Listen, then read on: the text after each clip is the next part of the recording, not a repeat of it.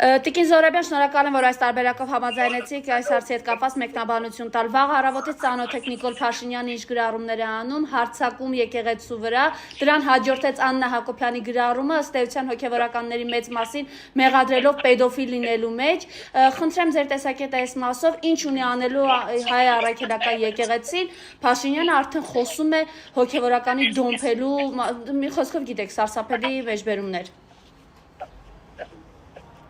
Տեսեք, Նիկոլ Փաշինյանը եւ նիկոլական ռեժիմը հայ առաքելական եկեղեցու դեմ այս գրողները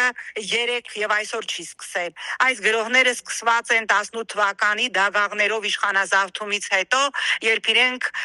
իրենց հովանավորությամբ սկսվեց սրբապիղծ մի ծրագիր, նոր Հայաստան, նոր հայրապետ, երբ որ վեհափարի կրծքից խաչ էին քաշում, եւ հիմա շատ ունիսոն, շատ զուգահեռ Ադրբեջանի հոգևոր առաջնորդ Ալաշուքյուր Փաշազադեի, ով հայ առաքելական եկեղեցին հռչակեց տերորիստական կառույց, հռչակեց տարածաշրջանի վտանգ, ով հայտարարեց, որ Էջմիածինը դա ադրբեջանական տարածք է եւ հայ առաքելական եկեղեցին գտնվում է ադրբեջանական տարածքում, մենք տեսնում ենք, որ Նիկոլ Փաշինյանը այլևս իր կինը իրենց դիմակները գցել են մի կողմ եւ անում են բացահայտ այլևս մեր արժեքային համակարգի, մեր հավատքի հանդեպ այն, ինչի համար իրանք բերվել են իշխանության։ Ես չեմ ուզում, որ մենք երկար քննարկենք այդ զույգին, որովհետև իրենց ասելու բան այլևս չկա։ Գնդակը այս պահին հայ առաքելական եկեղեցու դաշտում է։ Նիկոլ Փաշինյանի գրառում 10 ժամից ավել է անցել եւ մենք չենք տեսնում հայ առաքելական եկեղեցու պաշտոնական պատասխան, որտեղ պիտի հնչի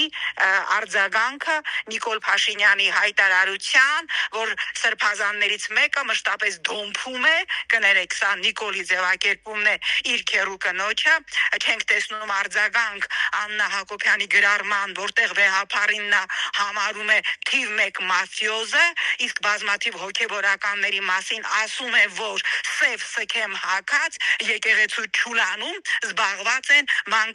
մանկապղծությամբ։ Մեր պատմության ընթացքում բազմաթիվ են եղել դեպքեր, երբ որ եկեղեցին նզովել է եւ բանադրել է այս կամ այն անձին։ Եվ մենք սպասում ենք եկեղեցու ահա այդպիսի արձագանքի, որովհետեւ արվել են հայտարարություններ,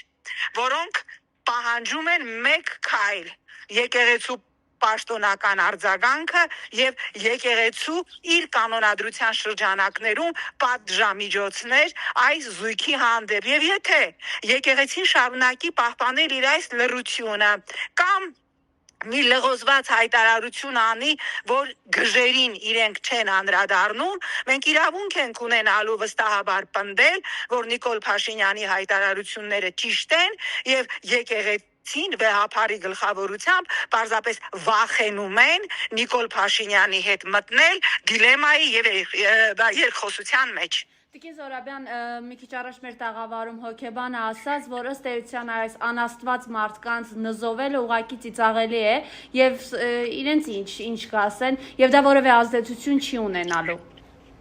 Մենք այդ չենք պահանջում եկեղեցուց նզովել Նիկոլ Փաշինյանին եւ իր կնոջը, որ Նիկոլ Փաշինյանը հուզվի կամ իր կինը դրանից ընկնի դեպրեսիայի մեջ։ Հասկանալի է, որ դա իրենց վրա որևէ ազդեցություն չի ունենալու, բայց սա պիտի արվի եկեղեցու անունը փրկելու համար, սա պիտի արվի, որպեսզի մեր հասարակությունը հասկանա, որ չի կարելի պղծել մեր հավատքը, սա պիտի արվի, որպեսզի մեր հասարակությունը տեսնի, որ բոլոր նրանք, ովքեր եկեղեցու մեր հավատքի դիմաց բարձրացնում են սատանայի դրոշը, նրանք պատժվում են եկեղեցու կողմից։ Կրկնում եմ, չարվեց սա,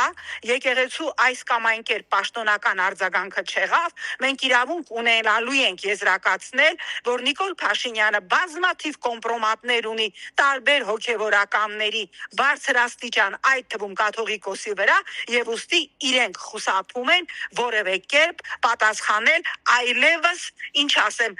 բոլոր չափումները, բարոյականության բոլոր կարմիր գծերը հատած այս զույգի հայտարարություններին եւ պնդումներին։ Եվ նաև կա տեսակետ, որ այսպիսի հարձակումը պայմանավորված էր, որպեսզի շեղեն ուշադրությունը իրենց թալանից, իրենց սրտի օլիգարխներից, որոնց մասին դուք խոսում եք այս օրերին եւ շատ շատերը։